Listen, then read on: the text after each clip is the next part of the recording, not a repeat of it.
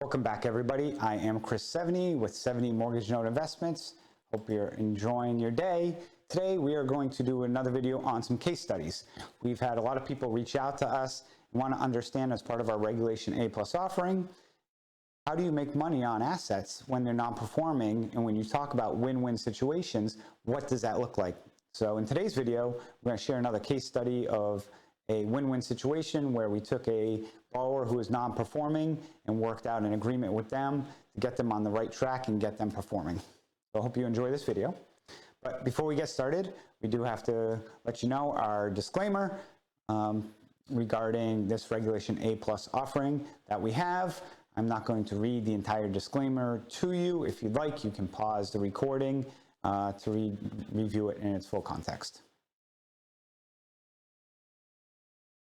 So let's talk about one of these win-win situations. This was a condo in Illinois where the borrower had filed Chapter 7 bankruptcy.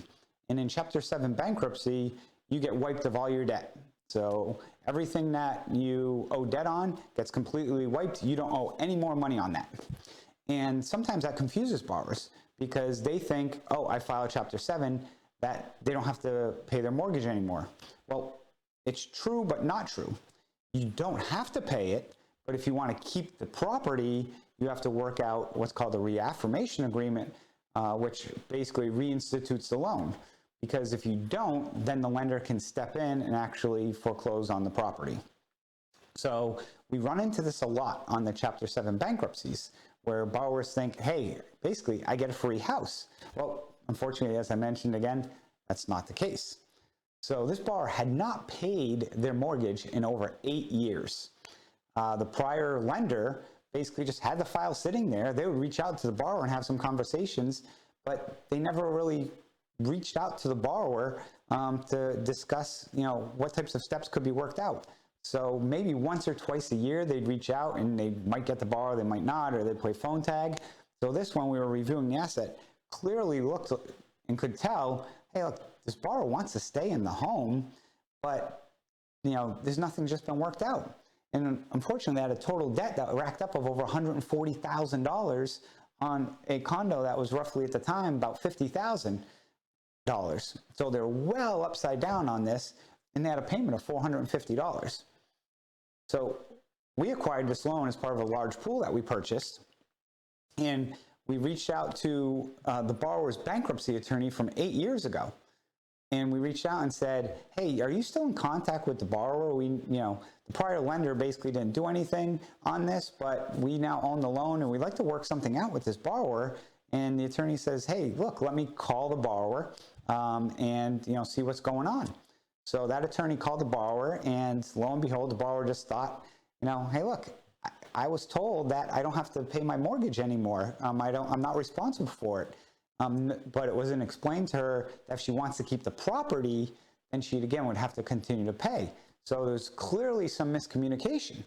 So the borrower was a little frantic and was like, oh my God, like I have all this, I didn't realize, and the debt had swelled because of late fees and everything else. What can we do? So how did we create this win-win situation? We restructured the debt with the borrower.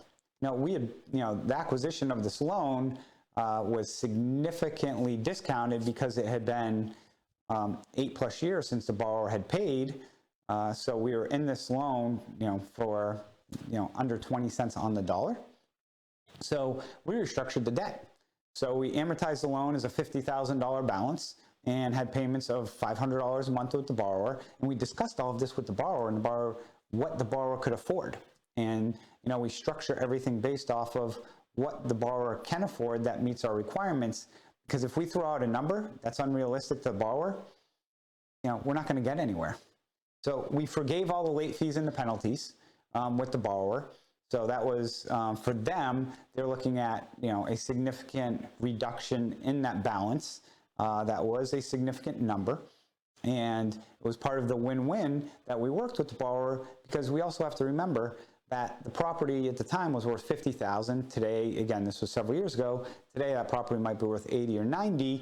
On a $150,000 debt, the chances of collecting all of that over time is slim.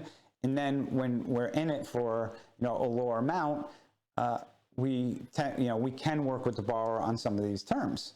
So we restructured the debt where we, again, reduced the principal balance. We have some payments due at the end as well on the loan, and also forgave the late fees. So in this instance, it was a win-win because the borrower is allowed to stay in their home. They can keep their payments. It's shown as they're paying in good standing because we modified the loan and they made every payment over the last several years since.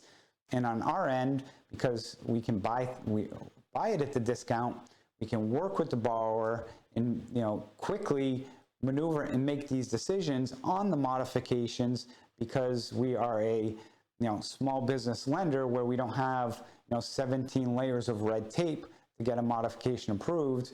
We can get these approved in a matter of hours to days. So hope you enjoyed this video. If you're interested in more information on our Regulation A+ offering, please check us out. You can call us at 805-410-8577 or email us at invest@7einvestments.com. Hope you enjoyed this video. Thanks for watching, and check out the rest of our stuff on YouTube, where we provide a lot of content in regards to note investing. So thank you.